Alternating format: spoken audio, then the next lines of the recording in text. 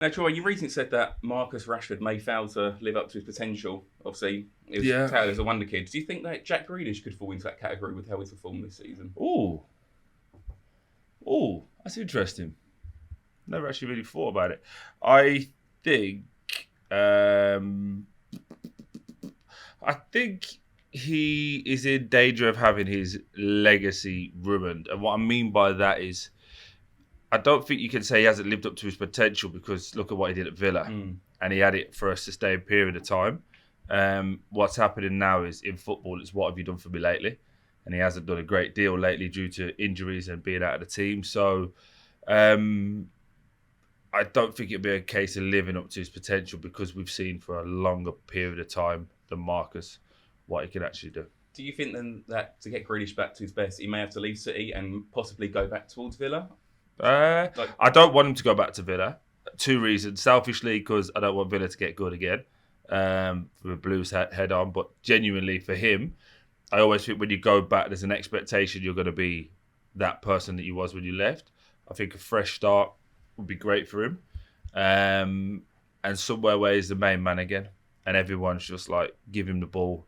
Because people like Jack, they need to have the ball every couple of minutes, not be stood at the side, and then when they get it, run a little bit and pass it back. But I think you're going to see a new role for him at City. I think you're going to start seeing him as like a number 8, just driving out of midfield, and that'll be. I think he can handle that position really well, and that'll be good for England as well. If he were to leave City and go into Villa, who do you think he'd slot into? Like a team like Arsenal or Liverpool potentially, or even Spurs? Spurs, he walks into that team in every position, easy. Whether that's winger, 10, or as an 8. Who else are you thinking? Arsenal, no. I don't think he works for Arsenal. And who else you say? Liverpool, no, certainly doesn't work for Liverpool. He's obviously not going to go Man United, but he's better than what they've got. Who else we go for? Newcastle, easy. So I'm just going down like the teams. There's loads of teams. Anyone outside of that top 4, I'd argue he'd do well at Chelsea. He could but they've got about 75 wingers, so it's probably too cheap for him at 100 mil. To be fair, they wanted to waste a bit more money. So anyone outside that top 4, he would easily go into and dominate. If he went to Newcastle, it'd be considered a massive step down, wouldn't it? For him? But it's a great club with a great fan base, and I think Jack needs to feel that again. Feel that he's loved. Feel that the fan base love him, but also he's the man to drive him forward. Sticking with Man City, and since Erling Haaland's be humble comment towards Arsenal, he scored 3 goals in 10 Premier League games, and out of this horrid run that City had, he's only scored 4 in the last 10 in all competitions. Okay. What are your thoughts on him? What's that for the season? 22? He's on 13 in the Premier League for the season. All comps? I think he's on about 18, around about that. But obviously, City have looked to him towards this run, and he hasn't really delivered. Do you think that's a case of service? He's missing Rodri, and especially he's missing chances as well for the first time. Everyone keeps saying about Rodri, but Rodri didn't set him up many goals. Rodri's just massive for that team. So just look at it here. He's got 5 goals in 6 matches for the Champions League, and he's having a bad season. So what are we talking about? I mean, what are we talking about? But like you said, he's missing big chances. He is missing chances, yeah, but he's a striker. He's supposed to. If we all scored as many as he did, then there would be no need for anybody else. We'd just have attackers. No, but obviously Have you watched Salah? He misses chances. Have you watched Isaac? He misses chances. Who else would it go? Nicholas Jackson? They all miss chances. They do, yeah. Mbappe's missed a lot of chances as well, by the way. With those players, if they're not scoring, they're either providing. Obviously, that's not Haaland's game, though. You'd say, he brings them into play. He's not an assister. Yep, but listen, I'm still going to sit here right now, confidently, and I will happily put 500 quid to a charity if he's not top goal scorer at the end of the season. I think Salah's pipped him at the moment. Obviously, our man Alex Crook said that De Bruyne may be joining MLS next summer. I mean, how will that impact That's him? Mental. That's mental. If he leaves now, that's poor for him and for City. Because when you've been so good like he has, and then to leave at this point, this crux of the career where like he's injured a bit more, the team's on its way down, I just think his legacy will be a little bit tainted. And I also think when he goes to America, I've watched it, the MLS, obviously great detail in the last 2 years. You look at like Messi. Messi's not running around as much anymore. Suarez. they've got a lot of runners out there. So he's going to be involved in basically getting the ball and putting it on a sixpence, which we know he can do if he had like one of my knees, for example. So I don't think him leaving now makes sense. He should wait a year, try and get City back to a good place, and then leave with a company style send off. You know what I mean? When they've won the league or they've won something.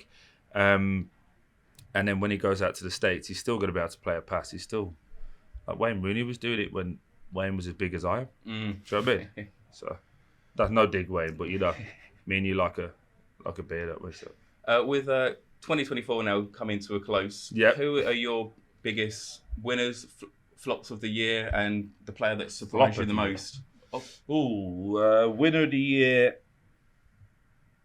is joint, which is the two teams that I hate the most, which is Arsenal and Aston Villa. They're the winners of 2024. Villa being in the Champions League and still doing really well. Arsenal, just because their continued rise, and you'd argue that they're still in contention for everything. What was the other question? Who has surprised you the most, and who? Yeah, they were the teams. I'd say who surprised me the most was Cole Palmer. Anyone who sits here and says they knew the second he left City he was going to be what he is now is lying. Cole Palmer would be that. In terms of the biggest sort of underperformers of the year, you've got people like, obviously in the second half of 24, we've got Foden and Walker, we've got Martinelli who hasn't. Yeah, but it's over the course of this, from January to December. I mean, Gabriel Jesus has only scored one Premier League goal. Yeah, Gabby's been stinky. He's been stinky for a little while. What happens to him? Just a good footballer that doesn't like scoring goals. He's admitted it himself, hasn't he? He's not a good finisher. Yeah. Personally, when you start telling people that, it's time to call it a day, innit? So, yeah, I'm not sure why he thought that was clever. Would you say Kai Havertz has surprised you somewhat? No, because I don't think he's been as good as people make him out to be. I think he's done okay. I wouldn't say he's like tore the league apart and everyone's now trying to sign him. If Arsenal let him go today, where would he go? Where would he land? That's a good question. Yeah, obviously Arsenal's still in the market for a striker, so if he's done as good as he's done, exactly. I'm just trying to think. Sorry, this is dragging on a little bit. I'm trying to think. Biggest flops. There's been a few. I would say the biggest flops. Who's been a flop for me? Do you know what? It sounds like I'm piling on, and I don't mean to, but you probably have to say Marcus. Marcus has probably been the biggest disappointment this year. Flops are a hard word, but I mean disappointment in terms of expectation and what we think he can deliver. We'd probably have to say Marcus over the course of January to now. So it could be the same for Darwin Núñez as well, who's obviously been given his chances, but he's such a worker. What's your expectation?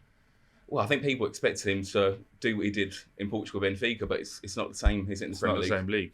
No. And we'll find that out when Gyokeres comes over as well. Yeah.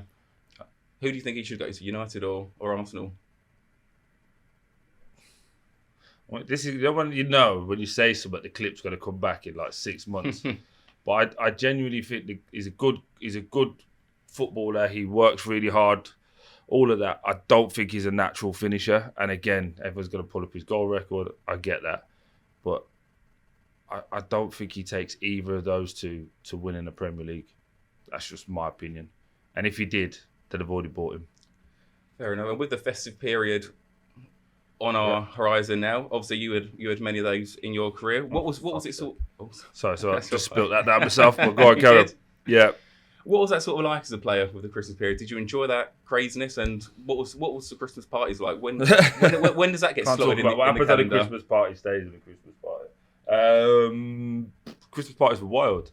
Everyone would have been finished now. What are we on? It's like the 16th now. Yeah, I think it is. 13th, Leicester had theirs at the start of the month, didn't they? Most people will get it out of the way last week, over the last 10 days. So you'd be really surprised if anyone was having it this weekend. It's good going if you can get it this weekend.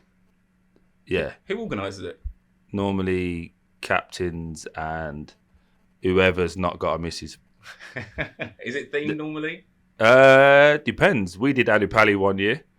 We did Ali Pali onto Winter Wonderland, which was, interesting. Who did you dress up as? I don't do fancy dress. Oh. No, I don't do fancy dress. One of the lads dressed up as a traffic cone and decided to stop all the traffic in Mayfair. Thankfully, no one was hurt in the filming of that situation. But yeah, good fun. Are there any sort of players who you played with who like wanted to get a yellow, they wanted to get Boxing Day off or anything like that? I can't confirm or deny, as that would be breaking the law, but certainly happened a few times. Last question. Obviously, you went on Rashford a little bit. You called him, I think it was like a baby or something. I was just got me thinking, what are the biggest sort of whingers that you played with or on the pitch against who they just wouldn't stop moaning? Mate, we all moan. Yeah, we all moan. Yeah. We all want to win. What I'm on about baby is the attitude. Is the attitude of like he didn't start against Arsenal, so he thinks he should start. So to prove to people that he should start, he's going to walk around. How does that logic work? That's what a baby does. Yeah. That's what my kids do. When they don't get what they want, they sulk and scream and cry. And he decided he was going to walk around and try and hit 70-yard diags off the pitch. But that's the manager's fault, I suppose. I just think he's highly talented, had all of the opportunity in the world, and at some point, it's got to be his fault and not everybody else's. That's what I think. Are there any sort of players who had that sort of mindset, do you think, when you played or against? No, I was lucky. I played with what I would consider proper blokes, like proper men that were, you know, while they might not have all been the best talents, we all fought for the cause and knew what we were doing. The biggest moaner ever is Jose Holebas, and he will happily tell you that as well. You could let him pick what we were doing and he'd still moan about it. Yeah, so, yeah, Holebas. And you know I love you, bro, but it's different. You got a Truce to Con coming in later as well. Yeah. Ask him. Yeah, he might save me. Don't ask him. Yeah. All good. Yeah, I think that's everything, mate. All right. Merry Christmas, everybody. See you soon. Cheers. Nice.